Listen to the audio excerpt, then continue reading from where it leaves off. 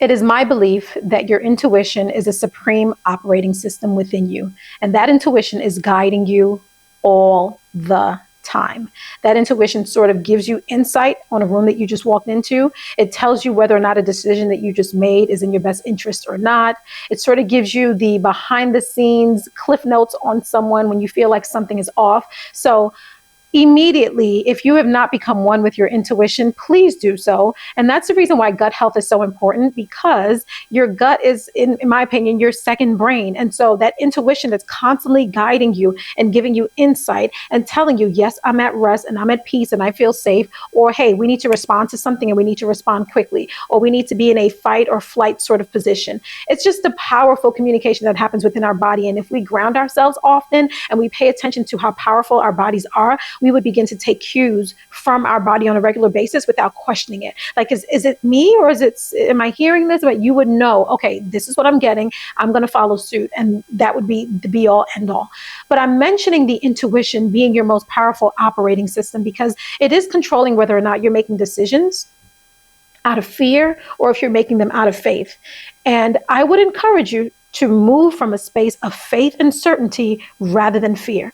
When you're making decisions out of fear, you're secreting more cortisol within your body. You're telling yourself, you're telling your body, I don't necessarily trust the environment. I'm going to respond now either from a point of lack or from a point of desperation, or I'm going to respond out of fear. And decisions that are made out of fear, out of lack, out of desperation, or because you think you're running out of time are usually decisions that don't land us in the best circumstances, nor are they for our greatest and highest good. Notice I'm saying greatest and highest good, because the highest good should be the benefit of all around you. You can't operate from a space where you think that if it's good for me and it's bad for someone else, then so be it. No, the idea is for the decisions that you make, so that you're aware of those decisions impacting others or those you come in contact with, and therefore by default wanting to make sound decisions. So again, making decisions or coming from a place of fear can only breed more lack, more hesitation, more resistance, more fear, more doubt, more worry, more desperation. And we don't want to be operating from that space. We don't want to constantly be in a heightened level of, oh my goodness, oh my goodness, oh my goodness, oh my goodness, oh my goodness, which is why it's important to create practices in your life that ground you and have you start your day in a way, I'm not saying every day is the same, but have you start your day in a way that sort of you take control of it or gives you back your power. Where's your operating system operating from? Is it faith or is it fear? If it's operating from a space of faith, then there's a certainty and a confidence and a courage and a clarity and an intention that says, I know everything is not perfect. Everything is not where I want it to be. There's some things that I'm still working on. There's some goals that I'm still attaining. There's some steps that I'm still taking on some things that I want to achieve. However, in the midst of that, I am clear that I will not be fooled by what it is that I see, but I will ground myself in what I know. And what I know to be true is I've been through tough times before and I've made it out. What I know to be true is I am capable of managing hard tasks. What I know to be true is I don't give up easily. What I know to be true is I believe in myself and my ability to create.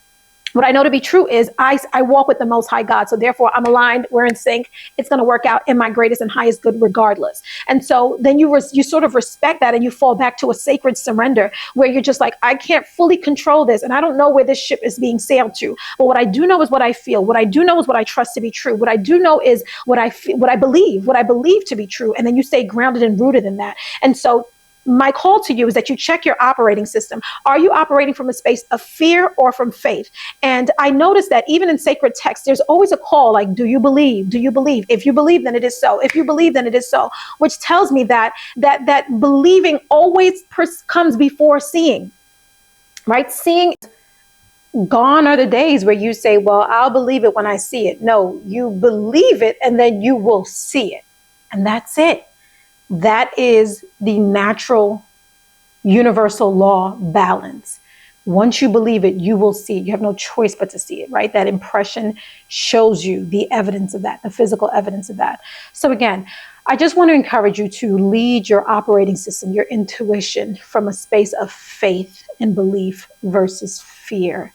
Fear sort of regurgitates the things that we no longer want and recreates realities that we no longer want, whilst faith is a certainty and assuredness and a knowingness that calls forth everything that we desire because we're not negotiating. It just is what it is. It has to be because that's what I believe. I hope that makes sense for you, and I hope that it gave you some clarity. Again, your operating system, make an assessment. Are you operating from faith or are you operating from fear? And if it's fear, let's debunk that. Let's figure out why that's the case. Get some clarity behind that. And if it's faith, continue on that path. Continue on that path with certainty, with assurance, no matter how long it takes, no matter what's happening. Stay grounded in what you know to be true and what you believe. And watch that. Watch the evidence of that manifest before you. Thank you for tuning in. I appreciate you watching. If you want any resources, check the description below. I'll see you next time.